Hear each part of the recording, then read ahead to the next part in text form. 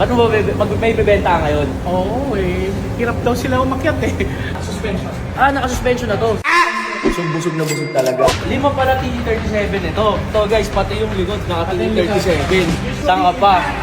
Apat lang. Pero wala eh, 5. Announcement guys, another car, another day. So today, nandito tayo ngayon sa Estancia Pasig dahil meron tayong meet the friend. At balita ako guys, meron doon siyang ibibentang unit sa akin. Tara, samahan niyo ako. Bro! So, samahan niyo. Long time ah. Yes, 3 years ma. Guys, si Bro Adrian nga pala, bali friend ko siya. And before, may mga nabenta na siya sa aking kotse, hindi pa ako nag-vlog ng mga time na yun. No?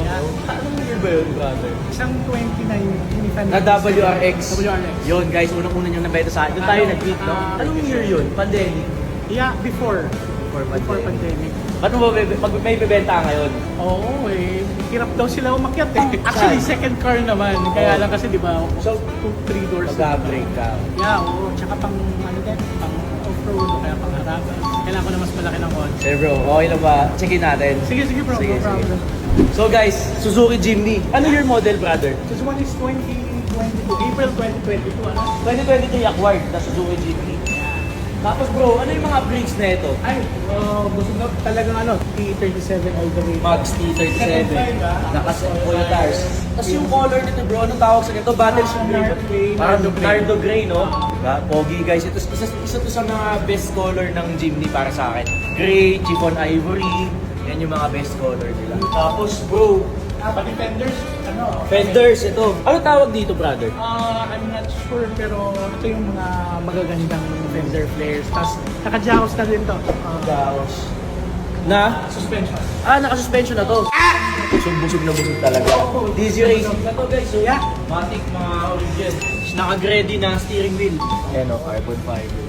Tapos sabi sa akin ni Adrian, 5 pala TE37 ito. So guys, pati yung likod naka TE37. Saan ka pa? Iba, 4 lang. Pero wala eh, 5. Solid nga.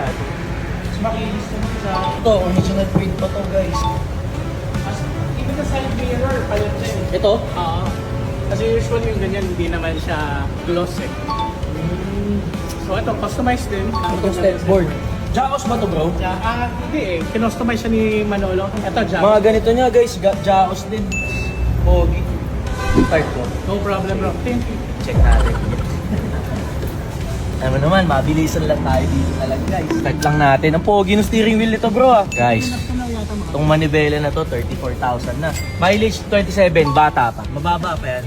Ano tong Jimny na to? Japanese o Indian version? Parang Indian. Indian. Ito yung time na ang hirap maghanap ng ano, ng Jimny. Pila talaga that Yes. time. Sobrang hype kasi talaga ang Jimny dati, no bro? Tapos ito, stock niya talaga to bro, no? Stock talaga yan. Key nito brother. Dalawa pa ako. Dalawa. Dalawa. Aircon check natin. Yan, lakas ako sa inyo. Wala naman ako mabibintas bro.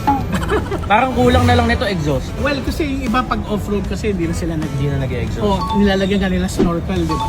Pero depende sa setup kung gusto mo. Kasi parang daily ko to eh. Tapos nung pang-uwi ng ano, Bicol. Buta hindi ka naman nabibitin sa takbo bro. May throttle control. Hindi Nasasagad mo ba to? Ito may... Oo, may throttle control. Nakatune ba to brother? Hindi naman siya nakatune.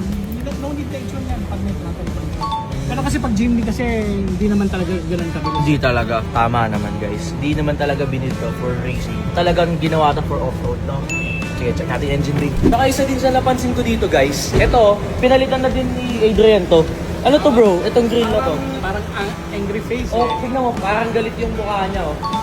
No? Wala na tong ano, wala na yung nakadelete na yung. Kaya nga eh, ang tapang ng itsura na bro ito. Pag ganun yun, masungit. Engine bay medyo madumi lang. Oh, which is normal naman. Pag talaga mga... Actually bro, mas okay yung makikita mo siya na madumi. At least alam mo na hindi siya dinidin. Oo, kasi check mo talaga na, ayan, wala talaga siyang mga tagas. So yung mga yan, mga alikabok lang yan. Normal naman yan sa kotse. Unlike pagka nakalinis na siya, hindi mo malalaman kung may tagas ba siya ng oil. Kailan last na change oil nito brother? Feeling ko Juna. Juna. Ano, So, kasi pag mga ganitong kotse, 6 months lang bro na kailangan na. Pero although okay pa siya, pero mas maganda mapalitan na rin. Mura lang naman mga magpa-change oil guys, parang mga 5K lang naman magpa-change oil. actually, sa mga sa gas station, No. even cheaper. Mas cheaper. Pero baka try din natin sa kila na din ako, kila GZ Racing na rin. May mga oil doon, HKS, mga ganun, quality oils, racing oils. Para at least alaga pa sa gym. Bro, na-check ko naman yung Jimny mo. Everything naman, all goods to. Parang good as new pa din, brother. So far, wala ako nakita, wala ako napintas or any negative. Sa presyo, bro, sige, hindi na ako tatawad. Sa napagkasunduan na lang natin. Ayos, no problem. Matagal naman na tayo, alam mo. Oo. Guys, si Bro Adrian, pag nagsasawa sa kotse yan, sa akin niya lagi binibenta yung mga... Parang ina-upgrade ko lang, Unit tapos niya, oo. sa'yo na lang pupunta. Every time na mag-upgrade siya, sa atin niya i-out yung unit niya. Kaya trusted naman siya and usually maalaga talaga sa kotse. So, brother, sige, goods na ako sa price. Done deal. Thank you. Ma'am Janina, done deal. Parang balita ko ata, bro. May bagong bag na naman ata si Ma'am. Talaga ba? Sila ako. Joke lang. FMOA Cars, legit.